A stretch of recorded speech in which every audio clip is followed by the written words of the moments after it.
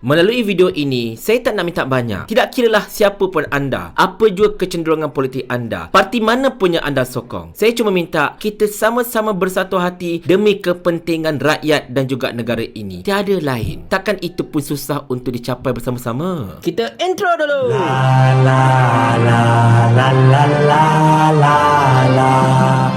Countermeasure untuk mengatasi masalah hujan tersebut supaya tak kena badan kita, tak basah sebagainya lah.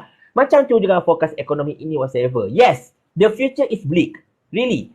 Selagi Anwar Ibrahim menjadi Perdana Menteri kita, our future is really bleak because we have a government that don't know what to do. Diorang tak tahu nak buat apa. Diorang macam headless chicken, tahu tak? Ayam yang tak ada kepala. Berambai sana sini, itu masalah dia. Tetapi kita sebagai rakyat yang ada sedikit kepandaian, ada sedikit kemahiran, ada sedikit kesedaran ni, kita yang kena menyuarakan kepada rakan-rakan kita, adik-beradik, mak bapak, skandal-skandal, bini-bini semua, everything, supaya gelap Anwar supaya kita kena kita kena faham tanggungjawab kita sebagai rakyat untuk sentiasa menyampaikan kritikan kepada kerajaan. Dan sekiranya kalau kerajaan masih lagi pekak telinga mereka tak nak dengar kritikan ini, tugas kita untuk memberikan hukuman di peti undi. Assalamualaikum warahmatullahi. Mungkin ada di antara anda yang menonton video saya ini pada malam hari itu anda telah menonton live saya, iaitu Sabtu malam Ahad hari itu, di mana dalam live saya tersebut saya telah di-revoke akses live saya, telah digantung daripada buat live selama 3 hari atas alasan saya telah melakukan satu harassment and bullying. Dalam arti kata lain, saya agak marah-marah ketika live itu. Pada hujung-hujung live itu saya agak hilang sabar sikit. Bukan apa tuan-tuan puan sekalian, saya ini bukanlah seorang yang mudah koyak bila dikutuk secara peribadi. Anda nak kata saya ini lidah pendek ke dan sebagainya, saya tak ada masalah. Sebab bagi saya kutukan-kutukan macam itu adalah asam garam dalam dunia politik seperti ini. Mereka tak dapat nak berhujahkan kita. Mereka akan cuba take on our nerves, provoke kita dengan kutuk kita secara peribadi, kutuk ahli keluarga kita dan sebagainya, dengan harapan kita akan koyak dan kita akan marah-marah dan sebagainya. Saya bukan jenis macam itu. Anda nak kutuk peribadi saya, lantaklah, kutuklah, tak ada masalah. Saya tidak akan heran pun. Tetapi yang membuatkan saya betul-betul marah ketika itu ialah kami, para ahli panel, masa itu ada beberapa orang, saya sendiri, Abang Nor, Abang Donman, Encik Zam Yahya dan ramai lagi pada ketika itu, kami sedang membincangkan tentang masa depan ekonomi negara ini, di mana Abang Donman telah memberikan begitu banyak sekali data-data dan fakta-fakta yang menakutkan. Bayangkan, forecast pakar-pakar untuk masa depan ekonomi negara kita ini adalah sangat rendah, sangat menakutkan. Kita punya perkembangan GDP pada tahun depan diramalkan pada kadar 0.9 hingga 1.2% saja setahun, which is sangat menakutkan, sangat rendah sebenarnya. Dan kita bicara perkara itu bukanlah semata-mata untuk politikal, tetapi lebihnya untuk memberikan pendidikan kepada masyarakat tentang pentingnya mereka cakna berkenaan dengan situasi ekonomi negara kita yang terkini ini. Dan kita hendak mereka tahu juga apakah antara faktor-faktor utama yang menyebabkan ekonomi negara kita ini menjadi malas begitu. Bukanlah kita hendak pin 100%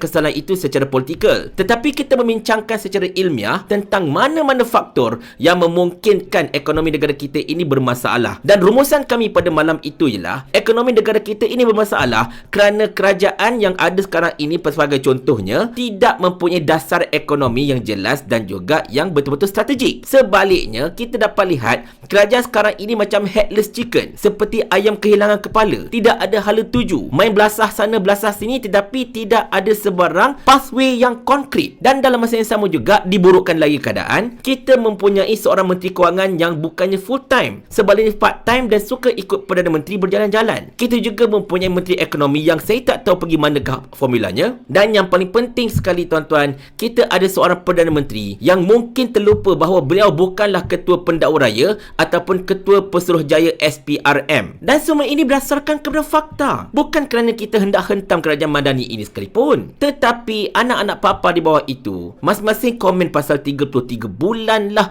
komen pasal minyak sakau lah, komen pasal pas itu parti ajaran sesat lah dan sebagainya, benda yang tidak ada kena-mengena dengan apa yang kita bincangkan. Saya faham berkemungkinan anak-anak papa ini mendapat dana-dana tertentu untuk komen-komen provokasi seperti itu. Tetapi tolonglah, sekiranya benar mereka mendapatkan dana-dana itu seperti mana yang kecoh dekat social media sejak akhir-akhir ini, janganlah anda menggadaikan intelek anda. Janganlah anda mencampakkan akal anda itu ke dalam loji kumbahan. Jangan anda meletakkan maruah anda serendah-rendahnya demi untuk mendapatkan beberapa ratus untuk sebuah komen dan sebagainya. Sebaliknya, tolonglah fikirkan masalah negara ini. Fikirkan tentang keadaan ekonomi kita yang semakin lama semakin precarious. Tolong fikirkan perkara ini. Sebab apa? Seandainya na'udzubillah ekonomi negara kita ini merudum, bukan walaun je kena bang, bukannya penyokong abah je kena, bukannya anak-anak tuan guru hajadi, anak-anak seluang ini sahaja yang kena tempias ekonomi kita merudum. Sebaliknya anak-anak papa, para walanon-walanon, waliwat-waliwati, para penyokong Datuk Seri Anwar Ibrahim,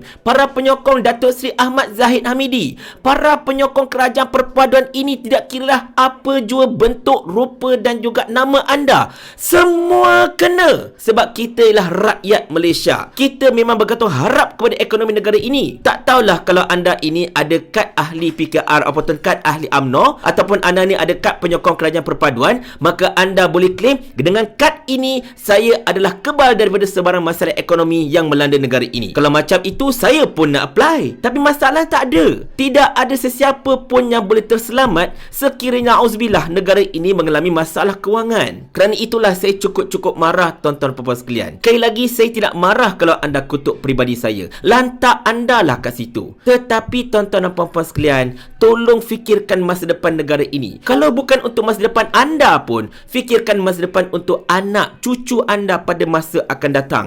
Adakah kita hendak meninggalkan mereka dengan sebuah negara yang bermasalah serba-serbi? Adakah kita ingin meninggalkan satu legasi bahawa bapa atuk kita dahulu sibuk berpolitik, hanya mementingkan tentang nak menang politik, tetapi mengabaikan berkenaan dengan masa depan negara ini? Itukah legasi yang anda ingin tinggalkan kepada anak cucu anda? Tuan-tuan dan puan-puan sekalian, sekali lagi saya menyeru kepada anda semua, tidak kira parti apa pun, tak kira anda ini parti PAS Bersatu, PKR, DAP, Parti Amanah, UMNO, Parti Tupperware, Parti Likud, apa saja parti anda, tolong bila kita berbicara tentang satu perkara yang akan memberikan impak kepada seluruh rakyat Malaysia, tolonglah berhenti sebentar politik yang tidak cerdik anda itu. Tolong hentikan politik murahan anda itu. Tolong bantu kami untuk menyebarkan seluas-luasnya kepada rakyat tentang keadaan ekonomi negara ini, tentang prospek ekonomi negara ini. Kerana macam saya katakan tadi, sekiranya kalau ekonomi kita bermasalah, anda juga yang akan bermasalah. Bukan semata-mata kami, bukan semata-mata Tuan Guru Hajadi, bukan semata-mata Muhyiddin Yassin, bukan semata-mata Hamzah Zainuddin dan juga anaknya, bukan semata-mata kami, tetapi kita semua, anda, saya dan mereka-mereka yang berada dekat luar sana. Minta maaf sekiranya mereka yang menonton live saya pada malam itu tiba-tiba rasa macam apa Beri tiba-tiba nak marah-marah, tiba-tiba nak mengamuk dan sebagainya. Tolong fahami, kemarahan saya bukanlah kerana peribadi. Kemarahan saya kerana ketidakcerdikan mereka, kerana mereka sanggup menjualkan maruah mereka. Mereka sanggup mengabaikan masa depan negara ini semata-mata untuk provokasi murahan politik yang tidak matang sama sekali, tetapi politik yang ala-ala binatang. Tetapi nak buat macam mana tuan-tuan sekalian? Mereka ini adalah penyokong kerajaan pada ketika ini, dan kerajaan ini kerajaan mereka. Bak kata Sani Hamzan, kerajaan ni kerajaan kami, jadi ikut suka kami lah. Paling kurang aku ada formula. Ni kau ada menteri berlambak-lambak ni, satu formula pun tak ada. Otak letak dekat mana? Saya ulang. Sampai Abang Jamil mampus.